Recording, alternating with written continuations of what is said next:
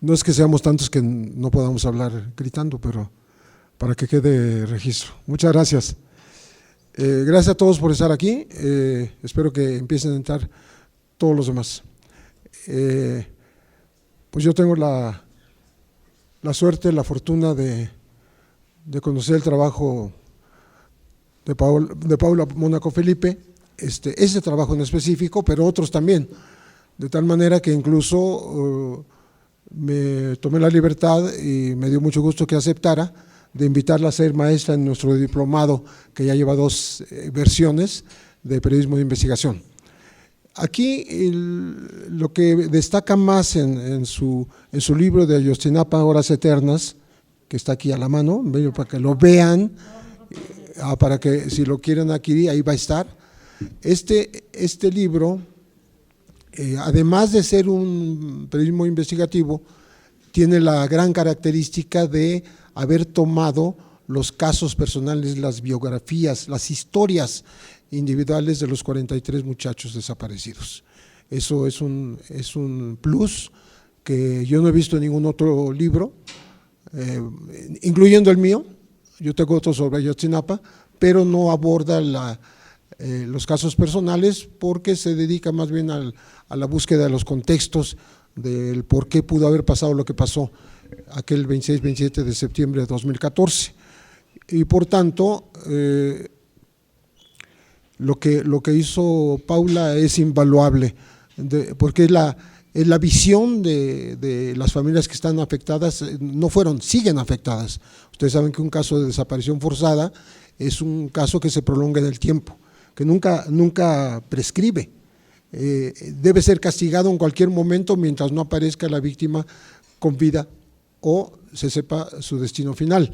Entonces esto no ha ocurrido en el caso de Ayotzinapa, en el caso igual a Ayotzinapa, y estamos por cumplir 2 años y 5 meses sin que el gobierno sea capaz de dar un resultado pues que sea mínimamente creíble, porque está ahí la famosa verdad histórica que dio Jesús Murillo Caram, pero que nadie cree, porque además ha sido desmentida desde el punto de vista pericial por los expertos internacionales, los expertos mexicanos, el equipo de forense de argentinos. Entonces no hay posibilidad de creer esa verdad histórica, y hay otras múltiples razones para no aferrarse a esa versión que el gobierno quiso dar como para cerrar el capítulo y vamos para adelante. El gobierno está jugando al olvido, a la desmemoria colectiva, a que los mexicanos tenemos muchos pendientes históricos que todavía hoy, después de muchas décadas, ni siquiera están esclarecidos, como podría ser la matanza del 2 de octubre de 1968, o el halconazo del 10 de junio del 71, o múltiples masacres que han ocurrido en este gobierno y en el anterior particularmente, ¿no? Que ni siquiera hay detenidos por la muerte de 22 jóvenes en Tlatlaya, ya están exculpados todos los militares, no hay un solo detenido, no hay un solo detenido por Ecuandureo, no hay detenidos en el caso de Apastingán, ya están liberados los que lanzaron las granadas en Morelia según el gobierno porque eran inocentes, entonces nadie las arrojó, solitas cayeron ahí en Morelia, ¿no? El 15 de septiembre de 2008. Entonces estamos hablando de esto. Me parece esclarecedor el libro de Paula Mónaco, porque nos adentra, nos hace ponernos en los zapatos, en la piel de las víctimas, y desde esa perspectiva narrar también periodísticamente lo que ocurrió esa noche. Después de que se han publicado numerosos libros, pues ¿cuántos andarán? Unos 20, ¿no? Fíjate, yo hago un cálculo a ojo de buen cubero y digo que son más de 20 libros sobre el tema, ¿no? Pese a lo cual siguen saliendo datos nuevos, ¿no? O sea, todos los días podemos encontrar datos que en el momento en que cerramos la última página de alguno de estos libros no estaban todavía sobre el tapete. Entonces, yo quería hacer esta presentación y prefiero que escuchen ustedes a la autora, porque nos va a explicar el cómo, el por qué este enfoque en el libro, y bueno, también ella les puede narrar terrible coincidencia de que ella proviene del mismo problema en su país. Es hija de de papá y mamá desaparecidos, cuando ella era una pequeñita. ¿Qué fue en qué fecha exacta? El 11 de enero del 78. 11 de enero del 78, la dictadura tenía casi 2 meses, estaba por cumplir 2 meses porque fue marzo. 2 años quise decir, fue marzo del 76. Entonces estamos hablando casi a los 2 años de que estaban los generales en la dictadura argentina. Y bueno, ella si alguien puede entender este dolor, esta tragedia familiar, pues es Paula exactamente. Me da mucho gusto presentarla a ustedes y que ella sea la que desarrolle el tema, y no tenemos inconveniente, hay la suficiente confianza para interrumpirnos, agregarnos, quitarnos. Ustedes también siéntanse en esa confianza, nos pueden interrumpir, preguntar, levantar la mano, etcétera, etcétera. Se trata de que sea un conversatorio, como se dijo aquí. Y muchas gracias pues por la presencia de Paula, y gracias Axel por la organización de la mesa. Hola, hola. Buenas tardes, gracias por venir, por acompañarnos. Gracias Pepe por tu presentación tan cariñosa, y Axel también por la invitación, aunque no me avisaste que había que traer sleeping bag para estar en este edificio frío.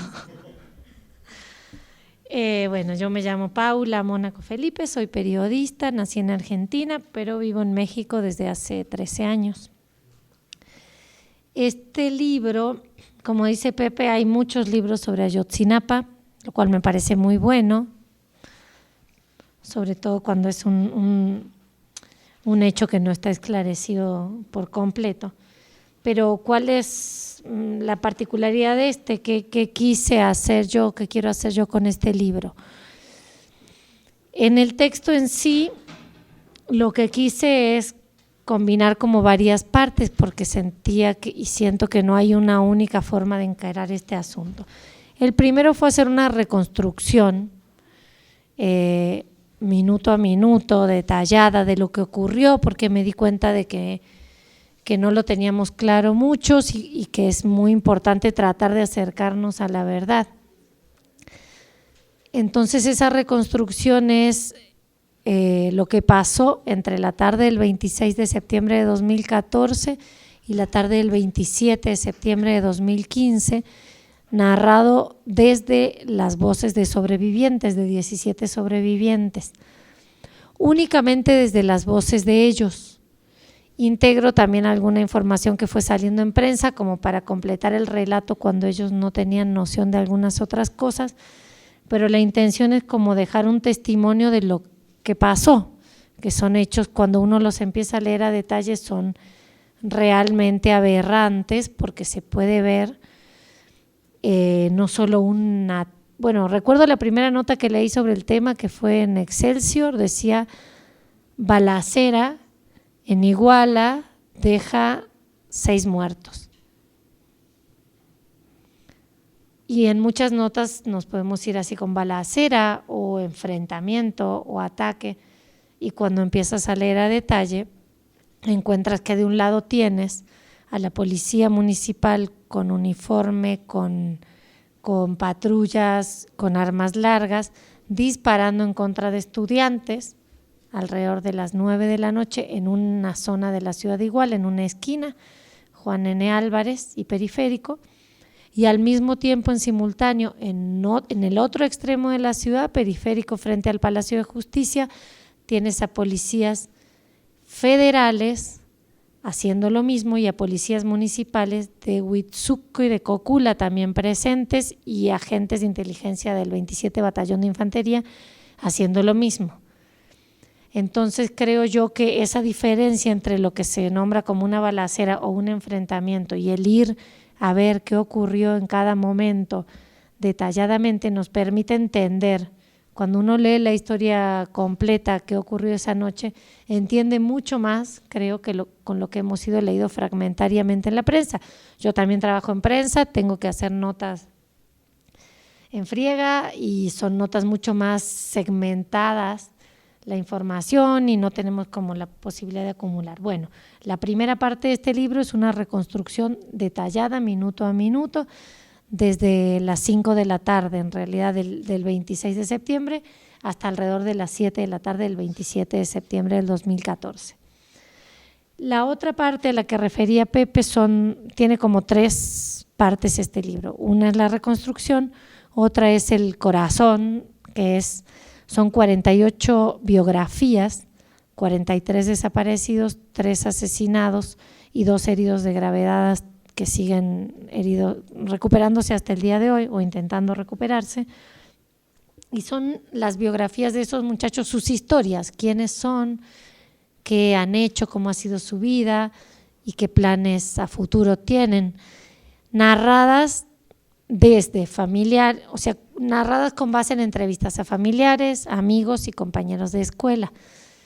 Son reconstrucciones de la vida y biografías muy amorosas porque están hechas desde esas voces y al mismo tiempo como algo que nos permite ver que detrás del número hay nombres y detrás del nombre hay rostros y detrás del rostro hay una historia, hay sueños, hay proyectos y hay toda una red de familiares, amigos a quienes falta ese desaparecido.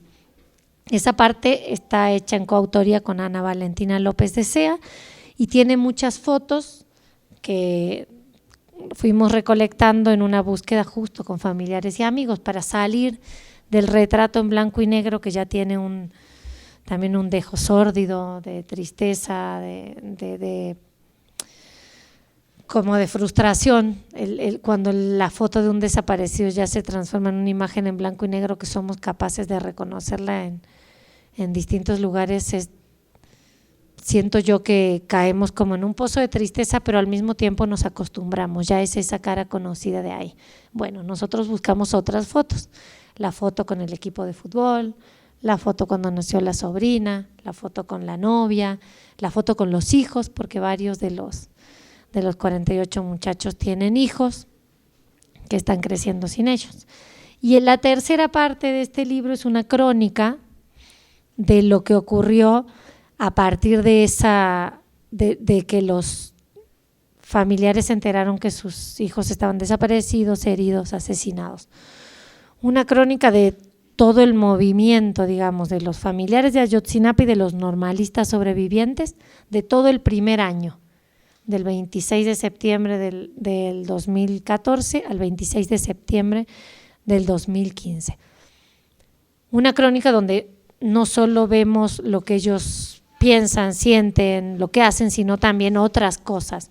Por ejemplo, abordo la reunión con el presidente Enrique Peña Nieto, que fue casi un mes después de la desaparición y a pedido de los familiares, pero la narro desde los testimonios de los familiares. También hay crónicas de las búsquedas que hicieron los padres, porque no sé si sabían, pero algunos de ellos en grupos con el ejército, otros con grupos con Policía Federal y otros por su parte solos, se lanzaron a buscar en las sierras, en las zonas de fosas clandestinas, de casas de seguridad, en zonas que son sumamente peligrosas, en los alrededores de Cocula, por ejemplo. Entonces, bueno, ahí hay crónica de esa búsqueda de cómo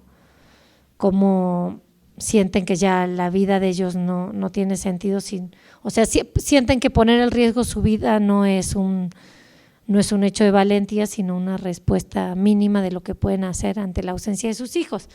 Pero todo, la primera parte, la segunda parte y esta tercera de la crónica está narrado únicamente desde las víctimas. Esto yo lo hago sumamente a conciencia, decido hacerlo así. ¿Por qué? Porque creo que en la historia y sobre todo cuando hay eventos conocidos o públicos, se construye un relato. Quienes estudian historia seguro me van a matar por esta forma burda de decirlo, pero la historia no solo son hechos, sino el relato que se construye sobre la historia. Y en ese relato hay siempre un relato hegemónico, un relato del poder, el que va a los libros de texto, el que está en los medios masivos de comunicación constatando o no la fuente, porque hay que decir eso.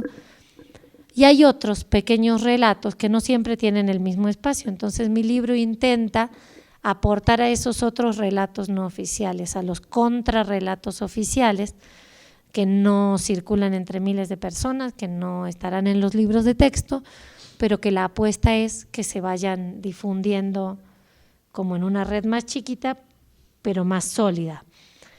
Decía recién Pepe que el gobierno está jugando al olvido, a la desmemoria colectiva, lo está jugando desde el primer momento. La primera conferencia con la versión oficial del 7 de noviembre de 2014 fue en la que ya se dio esta versión, de que los estudiantes sí fueron atacados por algunos policías, pero se los entregaron al crimen organizado y el crimen organizado los asesinó, los calcinó y desapareció sus restos. De ese lugar no se ha movido el gobierno de esa versión.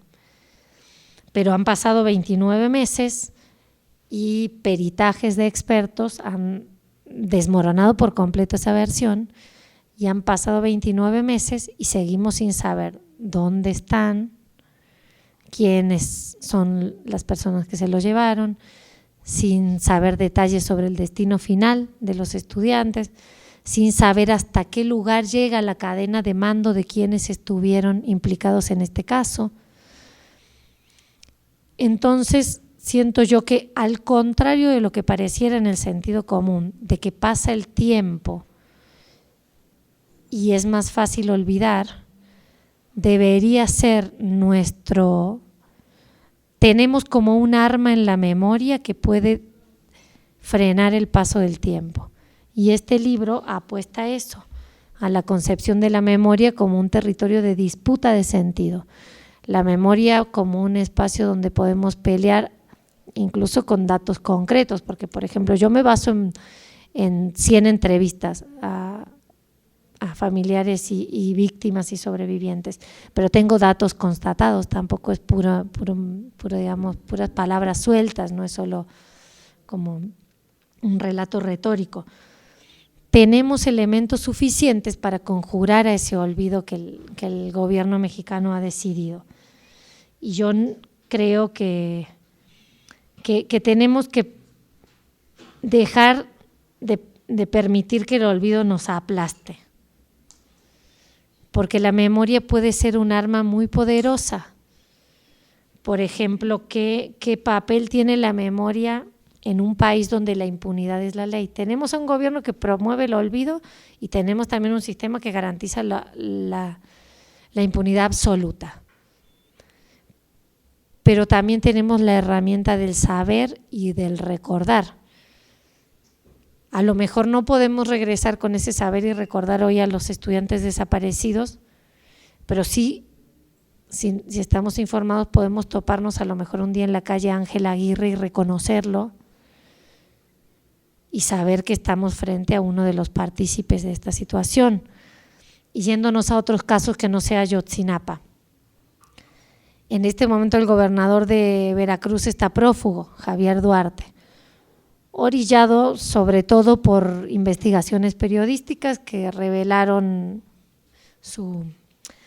el nivel del desfalco en ese gobierno, parte del nivel, y también creo yo un momento que el gobierno nacional intenta levantar un poco su imagen declarando la orden de aprehensión, pero está prófugo, pero ya le conocemos la cara y si nos vamos a informar ya sabemos lo que hizo y lo que debe. Creo que con Ayotzinapa es lo mismo, pasan los meses, pero que el gobierno apueste al olvido no significa que nosotros tengamos que comprar ese boleto de olvido. Yo creo que en escenarios de impunidad tan abrumadora como la que vivimos en México, la memoria puede ser una forma de justicia, lo más cercano que vamos a estar a lo mejor ahora a la justicia. Y mi trabajo se funda en esa idea de a lo mejor no puedo cambiar la situación de Ayotzinapa, pero sí puedo crear una herramienta de memoria.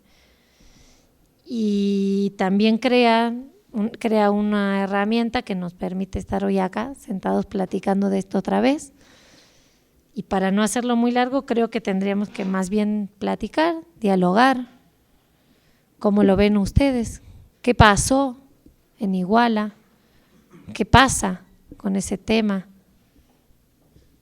¿Cuál es la verdad? ¿Qué piensan ustedes?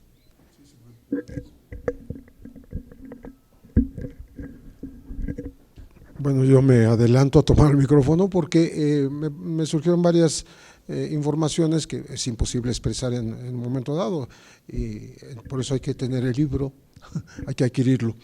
Hay un dato terrible que tiene que ver con lo que Paula llama impunidad abrumadora.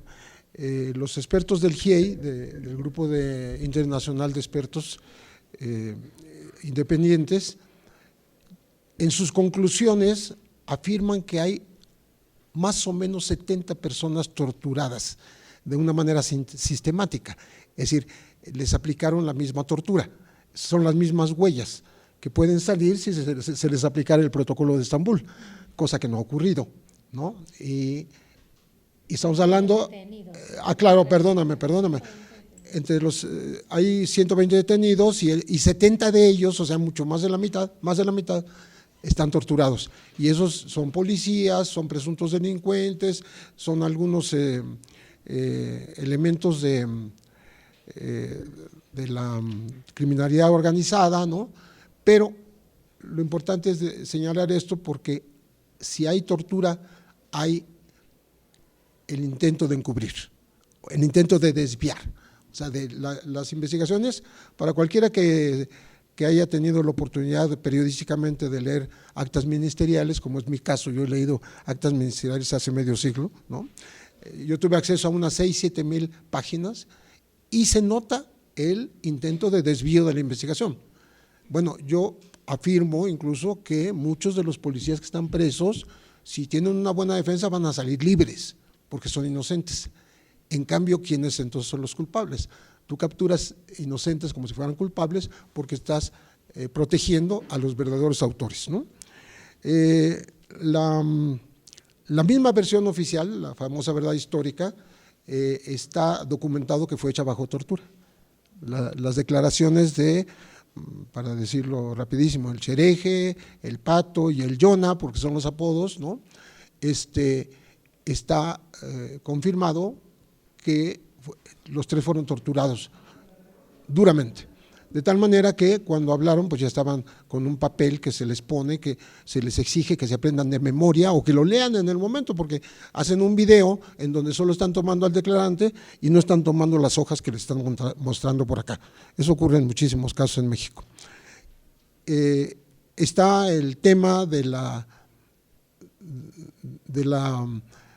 cómo sorprenden al ex funcionario policíaco Tomás Herón en el río San Juan un día antes de que aparezca la evidencia en el río San Juan, ¿no? Entonces todo el mundo supone que la fue a sembrar, por eso le dicen Tomás Sembrón.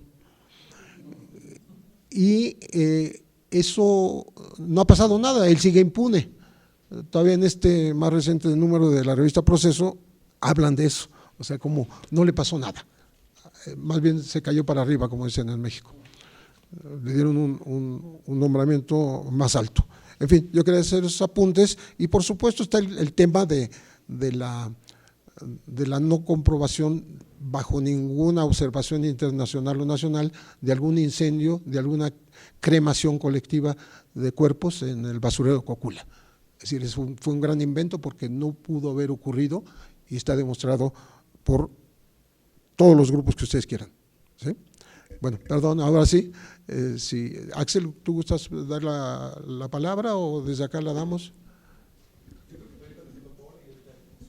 ¿Cómo? No, más bien que platiquemos cómo lo ven ustedes, qué pasó y qué pasa, Ajá. qué va a pasar. ¿Sí? Hola, bueno, felicidades por el libro.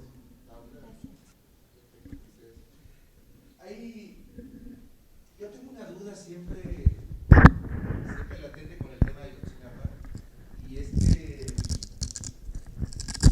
por ahí leí alguna vez que decía que una de los aciertos de la apuesta gubernamental era reducir los miles de desaparecidos que han habido en otras administraciones y que siguen habiendo en esta misma, a 43. Es decir, que el discurso oficial se ha centrado mucho en este tema como para de repente ya no hay desaparecidos en México, cuando menos ya no existen mediáticamente, ¿no? Ya no los estamos viendo, si se acuerdan las contabilidades de otras administraciones, esto era muy contundente. Entonces, uno, ¿qué opinas de esto que estoy diciendo? Y dos, ¿qué tan posible será que en un país como México, con clarísimas divisiones en clases medias, en todo eso, se pueda verdaderamente construir una memoria? Esfuerzos como el tuyo son verdaderamente destacables porque, bueno, eso lo tenemos que hacer, pero en México, tú eres argentina, yo nací en Nicaragua, entonces más o menos este tipo de todos tenemos un familiar o un conocido que ha sido desaparecido, que ha sido tocado, ¿no? Y en México siempre pareciera que eso está pasando muy lejos, como que la percepción de la gente es que eso a ellos no les va a ocurrir, ¿no? ¿Se podrá construir en México esta memoria?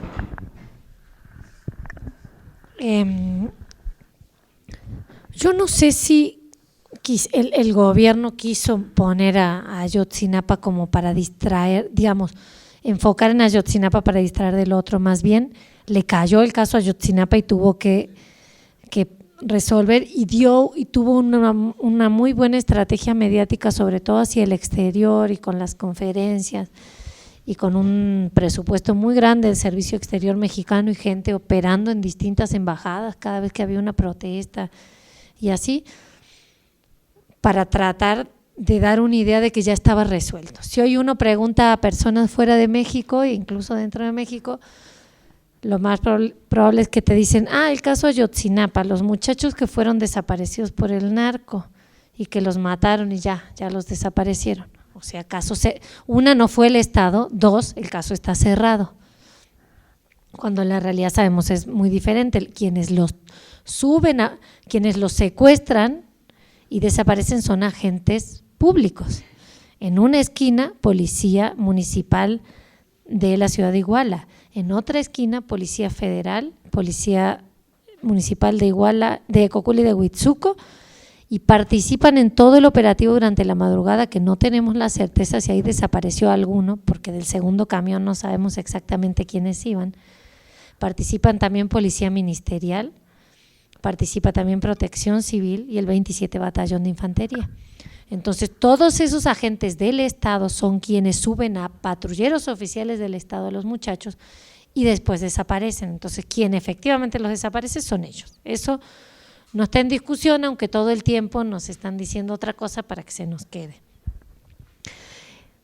Más bien creo yo que el caso Ayotzinapa permitió poner en la escena pública la desaparición forzada en México, que no es un tema nuevo.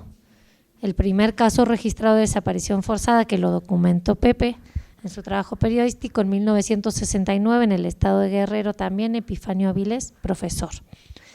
Desde ahí, cerca de 500 desaparecidos alrededor de 1971 sobre todo en torno del municipio de Atoyac de Álvarez en la Sierra Madre de Guerrero, de donde hoy son 3 de los desaparecidos. Uno de ellos tiene a su abuelo desaparecido por el ejército, uno de los 43, que es Cuthberto Ortiz Ramos. Los otros 2 son Bernardo Flores Alcaraz y Jonás Trujillo González. Además, en simultáneo de esos cerca de 500 desaparecidos en esa zona, hay varios cientos de desaparecidos en el norte del país, en Chihuahua, Nuevo León y en el centro del país, en la Ciudad de México. Es cuando se ocurre el caso, por ejemplo, de Jesús Piedra Ibarra, el hijo de doña Rosario Ibarra de Piedra, una de las fundadoras del Comité de Madres y Esposas de Desaparecidos, el Comité Eureka. Entonces, tenemos una larga historia de desaparición forzada, pero además Ayotzinapa ocurre cuando en México la desaparición forzada y la desaparición generalizada, diría yo, llegaba a niveles de crisis humanitaria. Antes de Ayotzinapa tenemos más de 30,000 desaparecidos en un periodo, de 2006 a 2014, 8 años. Mismo periodo, mismo número que la dictadura en Argentina, en una democracia. Y Ayotzinapa sí tiene algo bueno, fue eso, que nos permitió ver que en México hubo y hay desaparecidos. Pero no ha frenado el tema después de Ayotzinapa. En el gobierno de Felipe Calderón, según datos oficiales de la Secretaría de Gobernación, 26,000 personas desaparecidas. En el gobierno del presidente Enrique Peña Nieto, hasta junio del año pasado iban otros 14,800. Sumando son más de 40,000 en una década. Entonces ya superamos a las dictaduras de América del Sur. Una situación tan grave que tenemos que hacer algo o tenemos que hacer todo lo que se pueda, ¿no? Pensar, creo yo, ¿para qué sirve esto? Si sirve, si no sirve, si resuelve, si con esto se van a encontrar o no. Hay que buscar maneras y maneras nuevas también. ¿Tú quieres? Totalmente de acuerdo con Paula en el sentido de que no se usó para ocultar el tema de los desaparecidos, sino que estaba ahí soterrado, permanente, con los familiares recorriendo la geografía del país en una especie de viacrucis muy cruel, ¿no? Buscando a los suyos cada vez que encuentran una fosa clandestina con cadáveres, viajando a la Ciudad de México, pero también a Tamaulipas o a Chihuahua, a la laguna, a la zona, a la comarca lagunera. Y más bien me siento que el tema de los 43 muchachos, los normalistas, despertó más la conciencia sobre el tema, o sea, la mantiene viva ahora, ¿no? Y no ha muerto, o sea, no ha bajado a pesar de los 29 meses transcurridos, y me parece que no va a decaer esa exigencia por parte de los familiares. E incluso está provocando que con la situación que conocemos muy bien en México, que yo digo que es el país no solo de la corrupción implica violencia, ¿no? Corrupción económica y corrupción de las policías, ¿no? Que luego viene la impunidad porque no les pasa nada, y finalmente tenemos la simulación es la peor de todas. Y creo que, aunque parezca una simulación, pero en el Congreso se está discutiendo una ley sobre desaparición forzada, que es algo, ¿no? Digo, simultáneamente estás tratando de aprobar una ley de seguridad interior que lo que va a provocar son más desaparecidos. Es terrible decirlo así. Pero bueno, eso por lo que hace al tema que más bien hace resaltar uno que estaba semioculto, a pesar de los cientos de familias que andan buscando a los suyos, a pesar de eso. ¿Por qué? Porque en los medios los eluden, los opacan, los minimizan, no les hacen caso, los ministerios públicos ni siquiera reciben las denuncias, en fin, estamos en esa. Y cómo hacer que haya una agenda, vamos a decir, ciudadana o de organización para que esto empiece a solucionarse. Bueno, por lo pronto, los padres de Ayotzinapa convocan mucho más gente que las clases medias que marcharon el domingo. Eso ya es ganancia. Segundo, tienen un tema perfectamente claro en su perfil de actuación, y no como esta dispersión que hubo el domingo, en donde gente que nunca había salido a las calles salió a manifestarse por un tema que ni siquiera tienen mucha convicción en torno a él, ¿no? Como hay un artículo muy bueno de Luis Hernández Navarro ayer en La Jornada, en donde dice que ni siquiera les toca a ellos hacer eso, porque son la gente que estuvo empujando al país a ceñirse al poder de Washington, la que salió a manifestarse en contra de eso, ¿no? Contra Trump. Entonces, yo creo que la organización que le falta a la sociedad mexicana es la que hace que no tenga más repercusión todavía, más difusión, más réplicas en México y en el mundo de este tipo de exigencias, que seguramente tendrán que ir con otras exigencias ciudadanas, pero yo creo que sigue vivo y confío en que seguirá. Comentarios, preguntas, platiquemos. Bueno, sí, yo tengo una disertación y una pregunta. Lo primero es, a mí me tocó el tema de Ayotzinapa, las desapariciones y las manifestaciones cuando yo todavía estaba cursando la maestría. Entonces, pues para mí era fácil organizarme con los compañeros, hacer pequeñas asambleas y decidir sumarme a las manifestaciones, ¿no? Como algún dato que me llamó la atención, cómo se manejó la nota al día siguiente como un enfrentamiento, y la analogía que podríamos hacer hasta el 3 de octubre de 1968 con la plaza amaneció barrida, ¿no? Es decir, han pasado 40 años y seguimos con la misma manipulación de los medios. Yo creo que eso, y me acuerdo bien que en esa semana lo discutíamos, yo creo que esa desinformación que todavía permea en los medios públicos fue lo que hizo que tardáramos en salir en reaccionar, ¿no? Y lo otro es el asqueamiento que tenemos y el hastío de la sangre. O sea, llega un momento en donde de ver tanta sangre, pues uno no puede navegar en sangre todo el tiempo sin sentir náuseas, sin sentirse enfermo, sin sentir que no tiene respuestas para poder pues no sé, procesar toda esta información, procesar todos estos hechos, y yo creo que eso fue lo que pasó, que no salimos inmediatamente a protestar en ese momento, no fue al día siguiente, porque no nos enteramos al día siguiente que había pasado eso, y porque además estamos acostumbrados a que Guerrero, a que Sinaloa, a que hay ciertos lugares, el Estado de México, en donde es común, o sea, todos los días abrimos el periódico con baños de sangre, 7, 3, 8, 15, 22 personas en un fin de semana. Entonces, y tardamos también en entender que no era lo mismo un enfrentamiento en Acapulco que Ayotzinapa, que yo les aseguro no sabíamos dónde estaba Ayotzinapa, la gran mayoría de personas, yo creo que el 99% de las personas o más, no sabíamos dónde estaba Ayotzinapa, ¿no? Quizá no entendíamos tampoco a ciencia cierta lo que era una rural, urbana. Y entonces, bueno, nos tardamos en salir, pero cuando salimos de la primera marcha a la segunda marcha, de repente éramos una cantidad impresionante de personas en la calle. Éramos 50,000, éramos 100,000, éramos 150,000. Yo recuerdo una manifestación en donde de repente uno avanzaba y de repente te querías quedar o tomar una fotografía y decías, bueno, quiero alcanzar la parte de adelante y tomar fotografías desde la parte de atrás, y pasaban 3 horas y la gente seguía pasando y decían, no, espérate, es que hay gente formándose todavía en Reforma, en el Ángel, en la Independencia, que todavía no empieza a marchar. Y entonces uno empieza a sentir que estamos haciendo algo importante. Dices, bueno, no puede ser que de repente somos quién sabe cuántas personas, ya incontables personas en la calle, y que ahora sí salimos por un posible asesinato, por la desaparición de personas que aparte de todo representan a el grupo más desprotegido del país, los profesores rurales, atacados con una reforma educativa, y aparte de todo con un presidente que nos tiene metidos en la precarización laboral, y se van a juntar todos los grandes temas, y en este momento ahora sí viene algo. Y sí, o sea, es posible mantener ese nivel de marchas un mes, es posible mantenerlo 2 meses, es posible mantenerlo 3 meses, a los 6 meses ya éramos otra vez 30,000 personas, a los 10 meses eran 200 personas, al año se volvió a hacer una gran manifestación, y luego, pues nada, ¿no? Otra vez.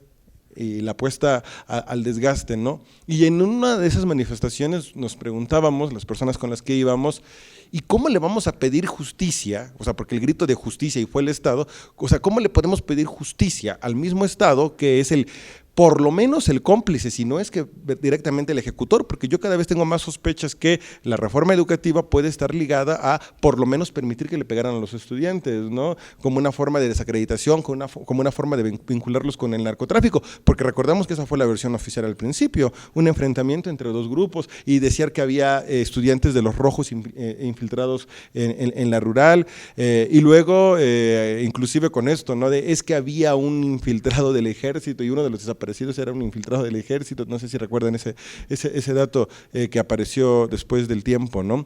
Y esta disertación es para hacerte esta pregunta, es ¿cómo podemos exigir justicia a los mismos ejecutores del Estado? ¿No tendríamos que preocuparnos primero por sacar del poder a las personas que son al menos los cómplices y no los ejecutores? Y siendo que tú eres Argentina y que Argentina ha vivido algún proceso de democratización interrumpido, pues que también nos pudieras hablar sobre si se pudiera hacer una comparación.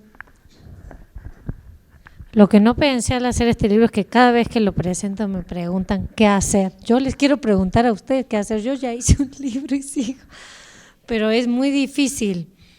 ¿Qué hacer cuando el horror es tan fuerte que inmoviliza? ¿Qué hacer cuando a quien te debe proteger es el que te desaparece? Es una paradoja muy fuerte y ahí creo que bueno, sí puede servir mirar un poquito a los países que ya han vivido algo comparable, no igual. Yo creo que esto es mucho más grave lo que estamos viviendo porque es un régimen democrático. O es una democracia falsa simulada, o la democracia incluye sangre y no nos habían dicho. Entonces estamos en una situación muy compleja. ¿Qué hacer? En Argentina hoy hay más de 500 genocidas presos, encarcelados. 40 años después, cerca de 36, 37 años después, empezaron a ser enjuiciados. Pero para que pudieran ser enjuiciados, hubo gente que salió a las calles primero y luego empezó a encontrar otras formas, como meter demandas legales desde hace 30 y tantos años, y que siguió yendo a los tribunales por 30 y tantos años, y siguió saliendo a las calles, a lo mejor no a hacer una manifestación, pero sí a pegar un cartel en o unas baldosas, se hacen como mosaicos, digamos, que dicen en este lugar fue desaparecida tal persona, se llamaba así, tenía tal edad, era papá, era hijo, estudiante. Distintas estrategias de memoria, y es donde digo que la memoria tiene como mucho poder de cambio a largo plazo. Lo que primero creo que tenemos que hacer es asumir que esta es una pelea de largo aliento. A las familias les surge encontrar a sus seres queridos, es muy comprensible, a cualquiera de nosotros nos dolería cada minuto que pasa en la incertidumbre de lo más básico, ¿está vivo o está muerto? ¿Comió, no comió, está sano, está enfermo, lo torturan, no lo torturan? Si está muerto, ¿dónde arrojaron sus restos? Si está vivo, ¿en qué condiciones está vivo? Más allá de eso, que a cualquier persona lo vuelve loco de dolor, creo que nosotros como sociedad, te pase o no te pase, tenemos que voltear a ver. Eso que contabas tú es muy sintomático de lo de los ríos de sangre.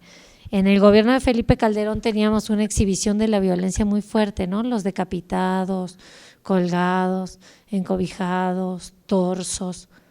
Después eso dejó de existir prácticamente como por una orden, claramente por una orden, dejó de existir en la prensa, no en la realidad. Cambió un poco cuando uno ve los números fríos, hubo menos ejecutados y más desaparecidos en estos últimos años, algo como menos visible, que desmoviliza bastante más que encontrar cuerpos. Y cambió esa narrativa, pero no cambió lo que está de fondo, no cambió lo que está pasando. Pero es cierto que todos nos abruma mucho esto, digo, cuando uno trabaja con estos temas o cuando ustedes leen la prensa, cuando vas y ves un documental, quedas perturbado, tiene efectos en ti de que te entristece, tiene efectos físicos de que te enferma, y todos lo hacemos, lo hemos hecho y lo seguiremos haciendo, tratar de respirar, mirar, voltear para otro lado y refugiarnos en un lugar que nos sintamos mejor. Yo creo que eso es natural y es sano, pero no es sano hacerlo por siempre, porque es evadir, es disimular. Creo que en el caso de Ayotzinapa estamos en una inflexión, 29 meses, de decir, esta es una pelea de largo aliento, ¿cómo vamos a hacer para no olvidarlo, para no hacer como que no ocurrió, pero tampoco enloquecer de dolor? Porque sí es muy doloroso leer cosas, es abrumador estar pensando siempre en la muerte, es horrible estar con miedo todo el tiempo. A lo mejor hace unos años nos daba miedo ir a tal lugar, ahora ya nos resignamos porque si no, no podemos ir o dejamos de ir. Nuestra realidad ha ido cambiando. Hay lugares a donde antes vacacionábamos, yo antes iba a pie de la cuesta, me iba de vez en cuando algún fin de semana y ahora no voy. Bueno, a lo mejor hay personas que sí van, yo porque sé que es la zona de ejecutados, que está cerca de Coyuca de Benítez y todo, bla, bla, bla. va cambiando la vida, pero no creo que el punto no es dejar de mirar, es empezar a mirar diferente y dar la pelea de otra manera. ¿Por qué? Porque si volteamos para otro lado, de alguna forma estamos permitiendo ese río de sangre. Y si el río de sangre se permite, va a ser más y más y más. Nos va a tocar. Y si tenemos que esperar que a todos nos toque en el país, pues hasta casi que nos vamos a extinguir como país. Creo que esto es muy difícil de entender en abstracto, pero es muy triste cuando uno conoce como periodista cada vez a un nuevo padre desaparecido, que le acaban de desaparecer a alguien, y todos te dicen lo mismo, con culpa. Yo creía que esto no pasaba, que esto no existía. Lo veía en la tele y decía exageran. Hasta les decía pinches revoltosos a los que iban a las marchas, hasta que te toca. Bueno, no todos nos tiene que tocar, o sí nos tiene que tocar a todos para que nos mueva. Creo que la desaparición forzada es importante en este contexto de violencia tan fuerte que tenemos exacerbada, porque es como el ejemplo de lo peor de lo peor. O sea, rompe todo contrato social. Que una persona pueda matar, disponer de la vida de otra, pero no solo de la vida, de su cuerpo además, para que nadie lo pueda llorar en uno de los rituales más básicos de la vida del hombre, enterrar a sus muertos. Pero además de que quien se supone que es la ley, sea quien lo haga.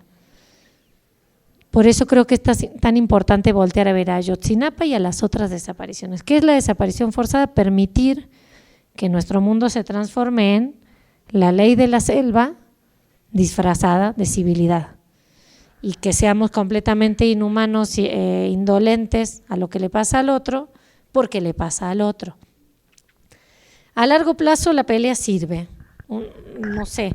Yo tengo 39 años en esto y he visto he estado con mis abuelos en marchas en mi pueblo, que éramos 10 personas, hasta hemos ido a golpear puertas de jueces, hemos ido a hablar con delegados internacionales, con Naciones Unidas, como lo hacen los padres de Ayotzinapa y otros padres ahora acá, pero también hemos ido con grupos de gente de teatro que se acerca y dice, ¿qué puedo hacer? Bueno, hagamos obras de teatro para hablar sobre este tema, ok. Otros que son artistas, escultores, y dice quiero hacer escultura para marcar en mi pueblo y recordar a los desaparecidos de mi pueblo. Vienen estudiantes y se le quiero poner el nombre de un desaparecido al aula. Vienen vecinos, o yo soy parte de una organización que se llama Hijos, que nació en Argentina, está en México también, que se llama Hijos por la Identidad y la Justicia contra el Olvido y el Silencio. Y vamos y renombramos calles, porque en México hay muchas calles que se llaman Luis Echeverría Álvarez, Gustavo Díaz Ordaz, que son genocidas, son asesinos y no son personas honrosas. Bueno, vamos y le ponemos el nombre a un desaparecido. Son pequeñas cositas que uno dice no sirven para nada. Yo les doy fe de que sirven para algo. El 25 de agosto del año pasado fueron sentenciados los responsables de la desaparición de mis papás, 39 años después. A mí no me cambió demasiado, sí me hace más feliz, pero siento que cambia más a los otros y me da como orgullo que se llegue a ese punto, que digamos que la desaparición de mis padres sirva para hacer a mi pueblo un lugar más justo, donde el que comete un delito va a la cárcel y el que se cree dueño de la vida de otro pague por eso. Es larga la pelea, pero yo creo que lo que hay que hacer es no caer en el escepticismo, ser creativos, buscar nuevas formas, buscar algo que no nos deprima, buscar algo que nos ayude a seguir adelante, pensar. La parte de marcha, mitin, plantón es solo un pedacito del comienzo. La otra es la pelea fuerte.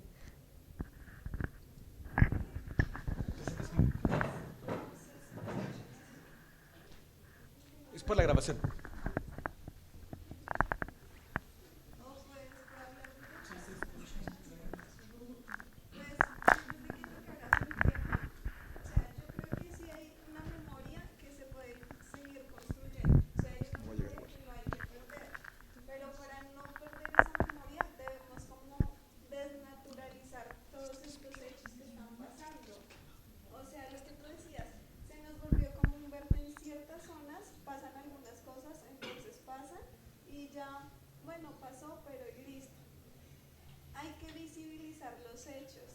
y hay formas alternativas de visibilizar los hechos. O sea, hacer un libro es una forma de crear memoria. Puedes hacer canciones, puedes llegarle a la gente de formas distintas. El hecho es que, por ejemplo, aquí creo que la gran mayoría, si no todos, somos estudiantes, ¿no? Entonces, como apropiarse de las situaciones, existen ya más formas de informarse, no solo los medios de comunicación. Entonces, tú puedes hacer canciones, puedes hacer obras de teatro, o sea, hay muchas formas de no perder memoria para que los hechos que estaban pasando no sigan pasando, para empezar a generar como conciencia.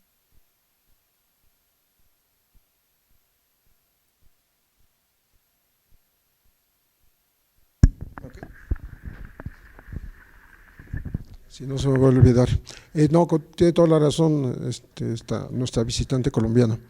Y creo que hay otro tema muy importante, lo decía Paula el otro día, un poco en broma y veras.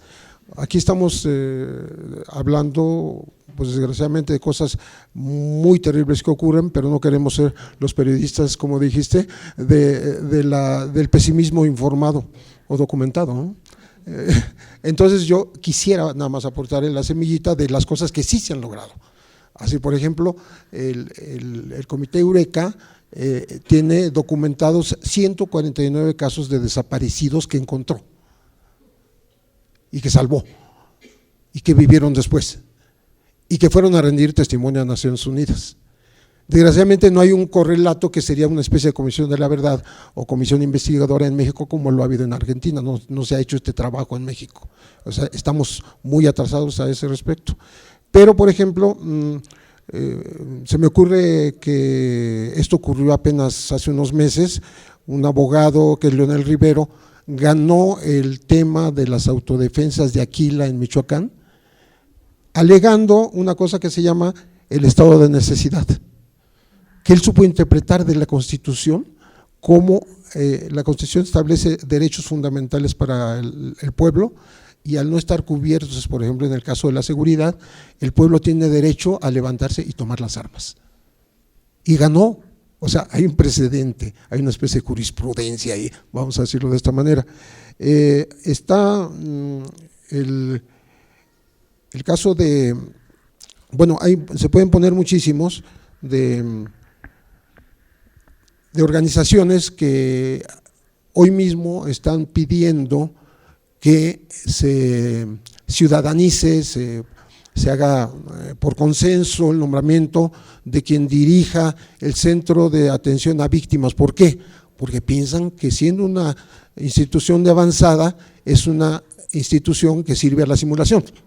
Y entonces leí todos los participantes y están los familiares de desaparecidos, de Fundec, de Fundem, están la gente, Acción de Católicas contra la Tortura, en fin, organizaciones que están luchando en ese frente de atención a víctimas, donde no estamos hablando que les reparen con dinero, ¿eh? O sea, la gente dice, como dicen los padres de Ayotzinapa, dicen, mi hijo no tiene precio, o sea, no se puede alegar que paguen una indemnización. En fin, quiero decir que sí se logran cosas, aunque sea después de los años, ¿no? En este momento estábamos intercambiando unos papeles aquí con Paula con respecto de militares que están presos por catear, torturar y matar gente en Chihuahua. Entonces, se puede llegar. Lo que pasa es que no es de un día para otro, hay que tener una organización, una perseverancia, una memoria que no se rinda, como es la de los padres de Ayotzinapa.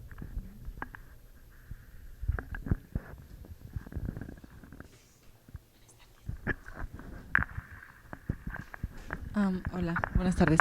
Bueno, es que es un tema bastante complejo porque también depende, como es complejo, hay respuestas que son distintas y también depende mucho de la difusión porque el más conocido de los casos de movimientos estudiantiles fue el 68.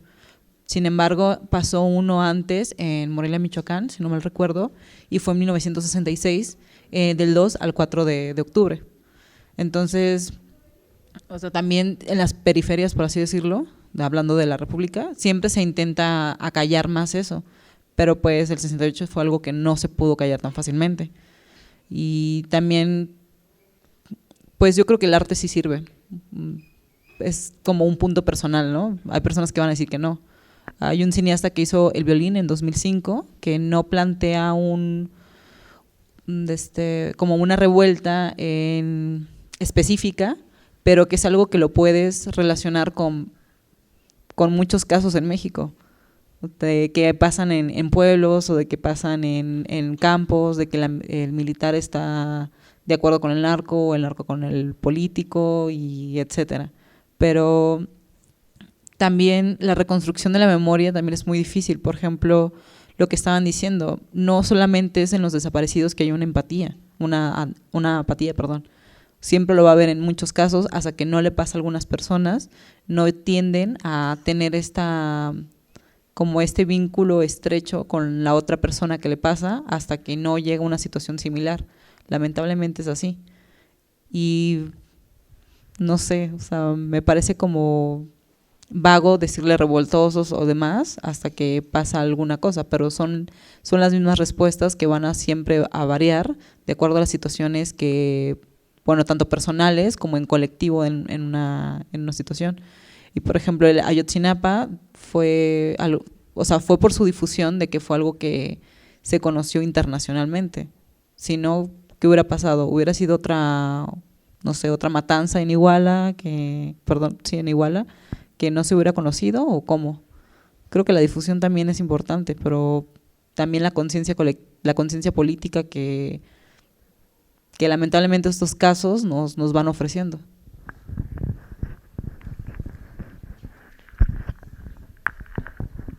Justo eso que mencionas de la empatía creo que es la clave para sortear ese hueco entre el no me pasó y me pasó, para que no solo sea una cosa de familiares o de quien le pasó. Yo en este libro, ya en el comercial, lo que trato justo es eso, de generar como una empatía. El libro como no solo tiene las voces, sino que está como que metiéndose uno a la vida de esas familias, ¿no? Cómo es el cuarto y cómo es y qué extrañan, pero también los recuerdos bonitos. Justo en estos temas el desafío al hacer un libro como al hacer cualquier otra cosa es encontrar, digamos, que no te inmovilice. Pero yo creo que si bien el dolor intenta inmovilizar desde un comienzo, cuando nos acercamos a estas historias también hay otras cosas, hay cosas humanas, esperanzadoras, divertidas, no sé. Para mí acá el desafío fue hacer algo que uno diga, no, bueno, de esos libros que compras y guardas porque son de masacres, de temas que no quieres leer. Justo la idea de lo que traté de hacer es generar un libro que sea entretenido, legible, y creo que la parte de las biografías es importante en eso. Si quieren, al final lo leemos algunas biografías. Hoy es el cumpleaños de Yosibani Guerrero de la Cruz, su tercer cumpleaños desaparecido. Podemos leer la de él. Pero además, porque la empatía, una vez que siento yo que uno la suelta y otros la pueden ir agarrando. Tú que hablabas recién del arte, hay un escultor mexicano que se llama Alfredo López Casanova, que no cobra dinerales, no es un Sebastián, no gana con licitaciones públicas, sino que hace pequeñas esculturas y quiso acá, entonces las huellas de la memoria, ok.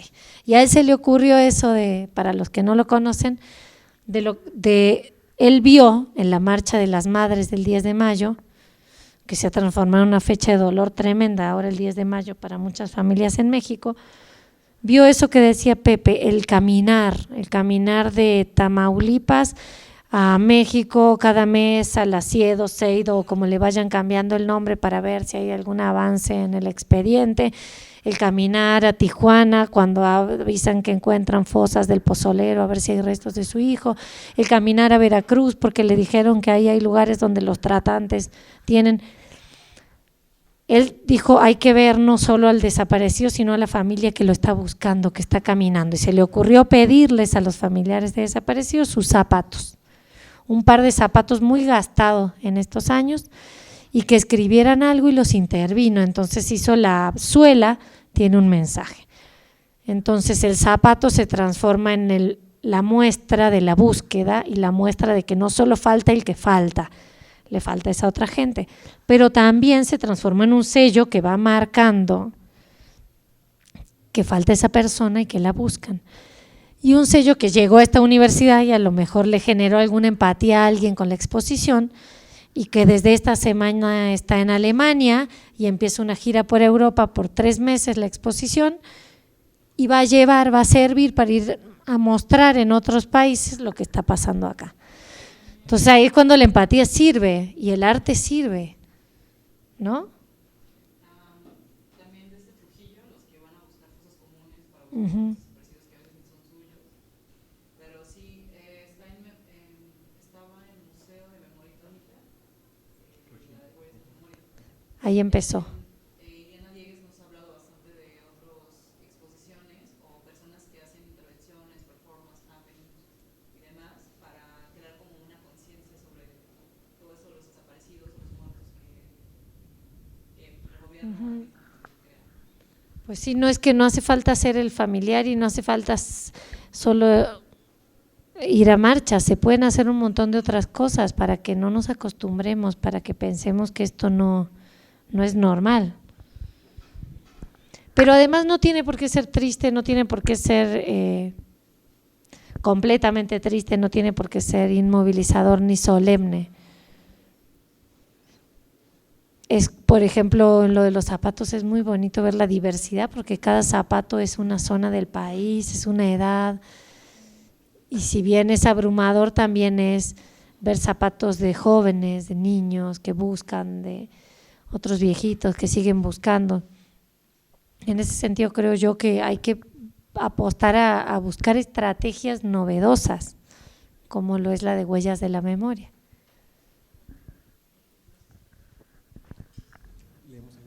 ¿Quieren que leamos algunas biografías? Pero las leen ustedes, no nosotros. Ya aprendí tu técnica. Pepe es un experto en abrir libros. Y en leerlos, y en escribirlos. Y en escribirlos ni te digo. ¿Quieres leer tú la de Yoshibani y luego pasamos las? Sí, claro que sí.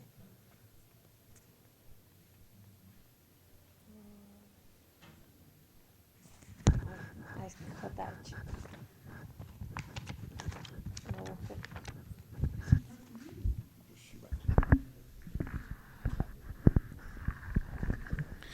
Yoshibani, guerrero de la cruz. A Yoshi, como la ponen en su casa, le fascinan los animales. Desde niño atrapaba ardillas y zorrillos. Los cuidaba por un rato para luego dejarlos en libertad. Quería ser veterinario, pero su familia, con el afán de protegerlo, no le permitió mudarse a la capital del país para cursar esa carrera. Ser maestro fue su segunda opción porque se lleva bien con los niños. Dedicaba mucho tiempo a sus sobrinos. 2 hijas de su hermana Anayeli tienen nombres que empiezan con la letra J en honor a su tío favorito. Yoshibani es el menor de 6 hermanos, muy apegados a su mamá. Martina de la Cruz, su papá, Margarito Guerrero, emigró a Estados Unidos para mantenerlos. Regresó cuando Yoshi tenía 10 años y fue un momento difícil, pues prácticamente no se conocían. Tiene carácter fuerte, es un muchacho reservado. Pocas veces inicia una plática, aunque si otro empieza, él se engancha. Disfruta el ejercicio, le gusta el básquetbol y más todavía el fútbol. Es amigo de Berardo Rodríguez Bello, también desaparecido. Crecieron en Omeapa, Guerrero, y al terminar la preparatoria fueron juntos a la Normal Rural de Ayotzinapa. Doña Martina conserva el cuarto de Giovanni tal como él lo dejó y guarda su ropa y los tenis nuevos que le regalaron sus hermanos mayores. Sus sobrinos cuidan el árbol de la jacaranda que les encargó y don Margarito, hombre de sonrisa amplia, se entristece al nombrarlo. Se pregunta si su hijo sabe que lo están buscando. ¿Quién quiere leer otra?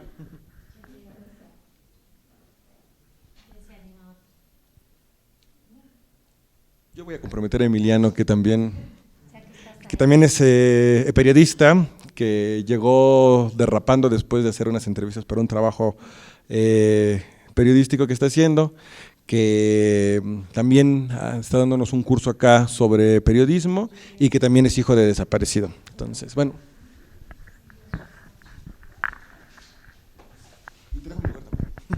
Gracias.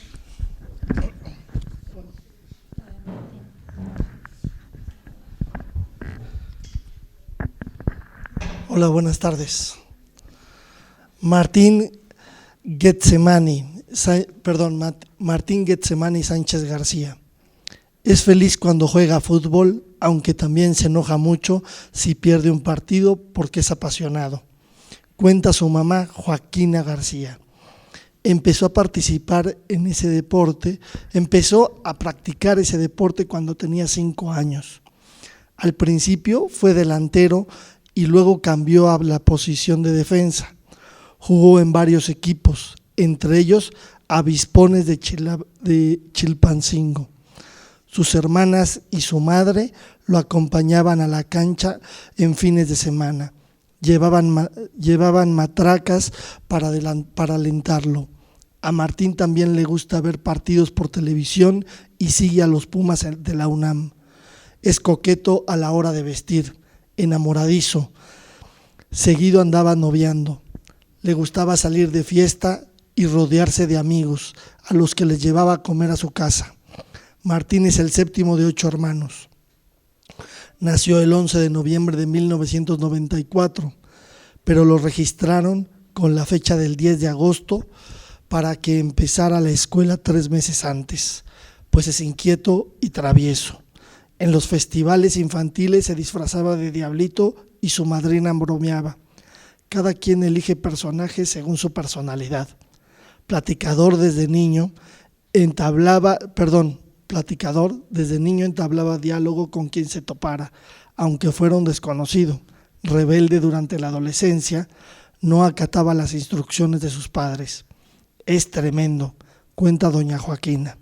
Escapaba para salir a bailar y se quejaba si le pedíamos que ayudara, pero al volver de la semana de prueba de Ayotzinapa cambió.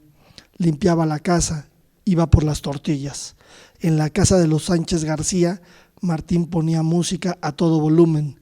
Nadie enciende la grabadora desde que él no está. Si quieres. Y aparte eran chicos de su edad, más jóvenes, entonces ustedes los podrían personificar realmente. ¿Quién se anima? A ver, Rose. Última pregunta. ¿Cómo conseguiste las grabaciones? ¿Lo grabaste los biografías? Las biografías son casi 60 entrevistas. Las biografías se hicieron con casi 60 entrevistas a familiares, amigos y a compañeros de la escuela, porque por ejemplo, por eso le pedí que leyera el de Martín. Incluimos también como que, no la idea de hacerlo perfecto, porque también hay una cosa con el ausente, siempre de que uno lo idealiza, ¿no? Entonces, por ejemplo, Martín es tremendo, su mamá dice que es un desastre, que sale de fiesta siempre, que llega de madrugada, que nunca le obedece, que no sé qué, que cambió cuando entró a la escuela normal, pero lo incluimos. Pero, por ejemplo, otros, Saúl Bruno García, uno que le dicen el chicharrón, le pregunta, todos tenemos como personalidades diferentes, creo, con los amigos y con la familia. Entonces le preguntábamos a su mamá Nicanora, ¿y cómo es Saúl? ¿Es noviero? ¿Tiene novia? No, mi hijo nunca una novia, mi hijo es muy tímido, mi hijo solo está con sus amigos o conmigo en la casa. Y fuimos con sus compañeros a la escuela y preguntamos lo mismo. No, Saúl tiene una novia en cada normal rural, Saúl es tremendo, sale y es bien galán, es tímido, pero todas van detrás de él. Entonces como que quisimos hacer biografías reales, biografías que si bien tiene un dejo de tristeza cuando uno lee algunas cosas, también como una celebración de sus vidas, y las fotos que las acompañan son como fotos alegres, fotos con los amigos cuando salen de fiesta o tirados en el campo o trabajando en el campo. La idea es mostrar ese ser de cada uno diferente, pero al mismo tiempo cuando uno lee las 48 biografías son tan distintas y tan iguales. Son hijos de campesinos, hijos de migrantes que se criaron con la mamá, que el papá nunca regresó, o hijos de madres solteras, todos trabajando desde muy chiquitos, todos en familias con muchas carencias, que no hay pastel de cumpleaños, que no hay fiesta, que la Navidad es un día normal. Y eso también creo que nos permite ver una parte. ¿Quiénes son los desaparecidos en México? ¿Quiénes son los cerca de 40,000 personas que han sido desaparecidas? ¿Quiénes son los 48 de Ayotzinapa? Me atrevería a decir que son muy parecidos, son pobres. Y eso agrega, creo, un aliciente más de responsabilidad. Al menos a mí me hace sentir, me asumo como clase media alta en este país, porque el abismo entre la baja y la alta, la clase media de este país no es muy fácil de identificar. Entonces, si permitimos esto, permitimos también, porque no nos pasa en nuestra familia, pero porque no nos pasa en nuestra clase social, es muy inhumano, ¿no?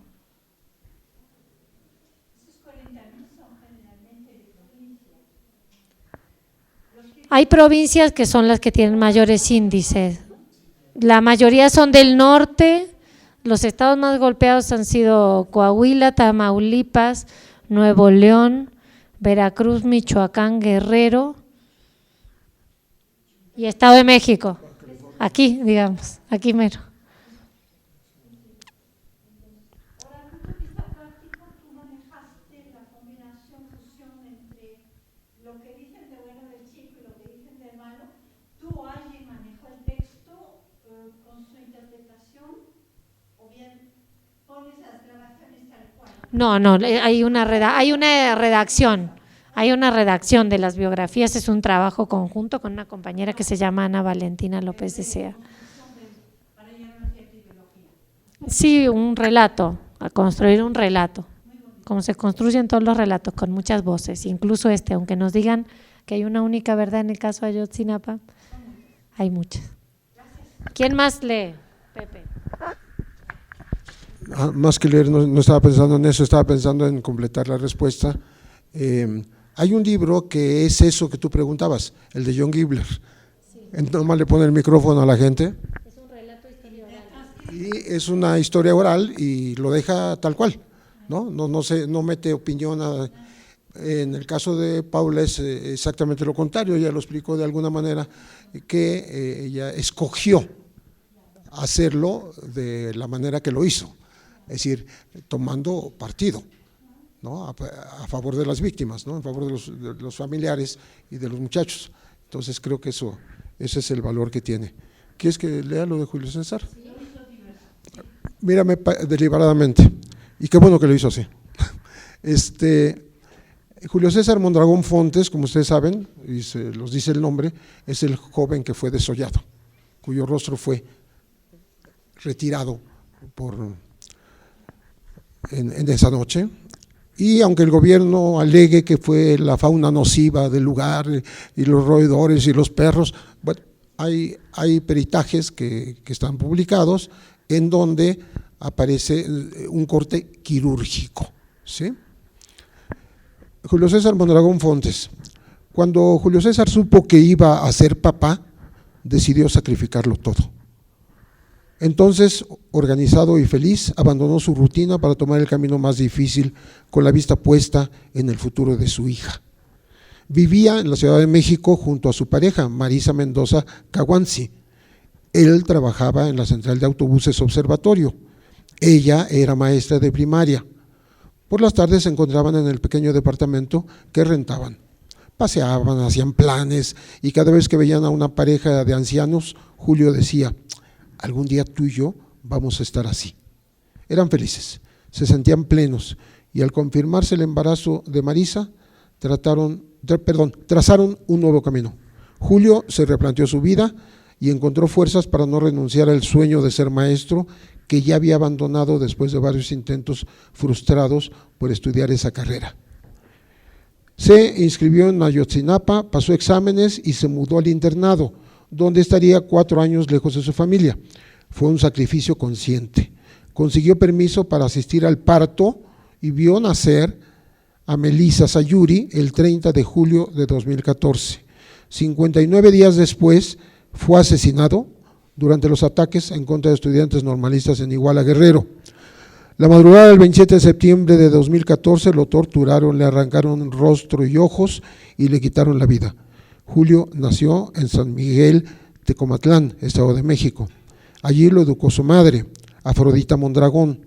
Tenía 2 hermanos menores. Pasaba mucho tiempo con papel y lápiz en mano porque le gustaba dibujar y escribir. Era detallista, dejaba cartas y recados de amor a su pareja. Hacía abdominales y se cuidaba, cuenta Marisa. En su pueblo salía todas las mañanas a correr por los cerros, le gustaba arreglarse y era vanidoso. Cuando íbamos a comprar tortillas se ponía un pantalón, una playera limpia y se peinaba. Yo le decía, si vas por las tortillas no más. Me respondía, pero a mí me gusta verme bien.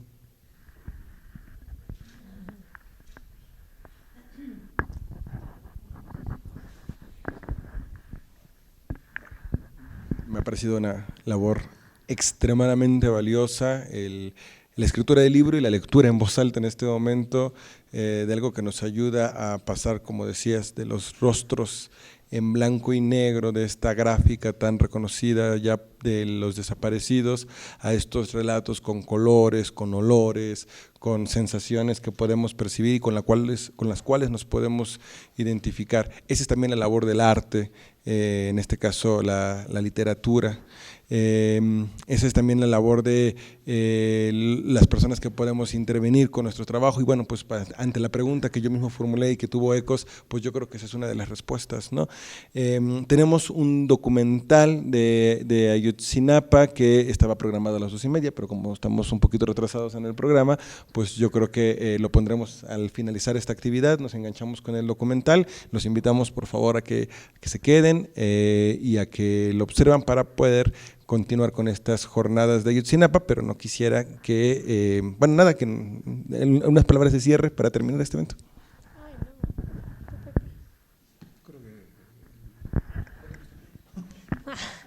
No, pues yo creo que pensar y que nos retumbe en la cabeza y no cansar de repetirnos, de pensar que esto no es normal, que no es normal que desaparezcan a las personas, que no es normal que la impunidad sea la ley y que también nosotros somos parte de esto, de este mundo. No tenemos para nada la misma responsabilidad, pero sí tenemos la posibilidad de cambiar algunas cosas, de hacer algo, de recordar al menos.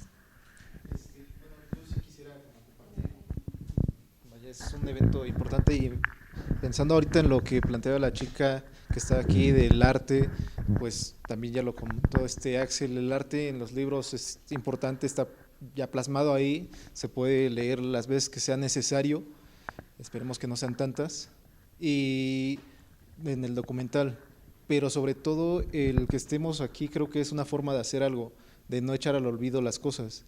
El estar aquí, el tomarse 2 horas, 2 horas y media del tiempo de las horas de clase, que en lugar de buscar otros distractores, es informarse y no dejar de lado una problemática tan importante. Y básicamente, bueno, yo no me compro el boleto de si pasó en ese lugar, yo ya no voy a ese lugar. O sea, no es, vaya, es como el acoso.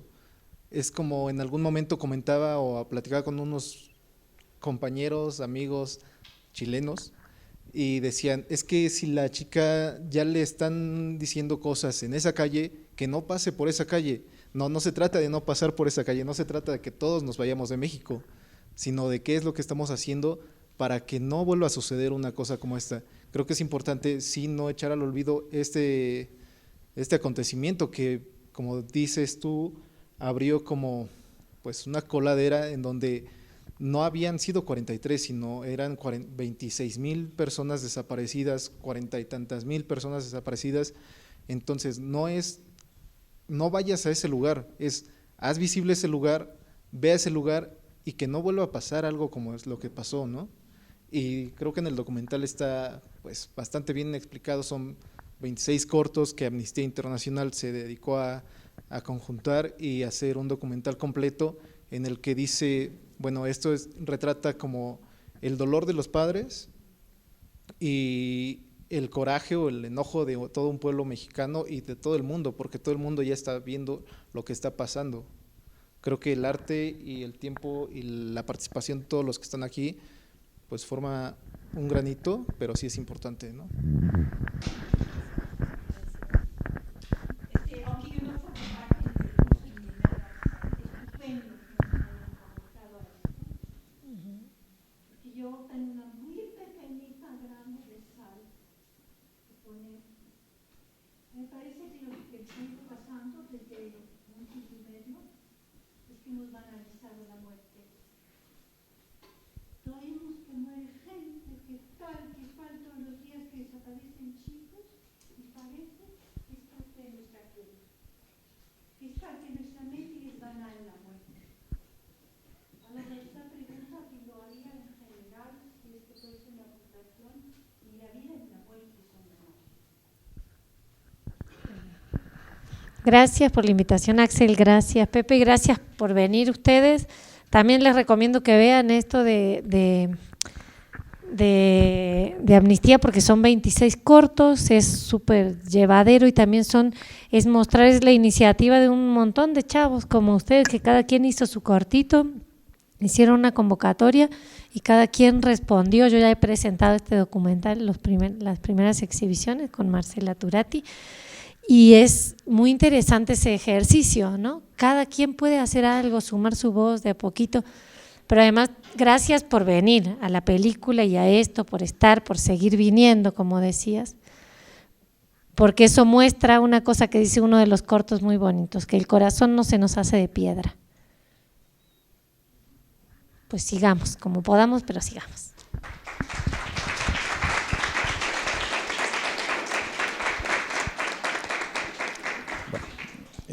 Muchas gracias a Paula Mónaco por venir. Te queremos entregar una pequeña constancia. La foto del político. La foto del político. Le quitamos lo frío entonces a la foto, y también para el maestro Pepe Reveles, que bueno, Pepe ya las colecciona, ¿no? Pero no queremos tampoco faltar a esta pequeña forma de agradecimiento. Gracias. Y los invitamos a que vayan al baño y regresen, que ya empezamos. Muchas gracias, permiso.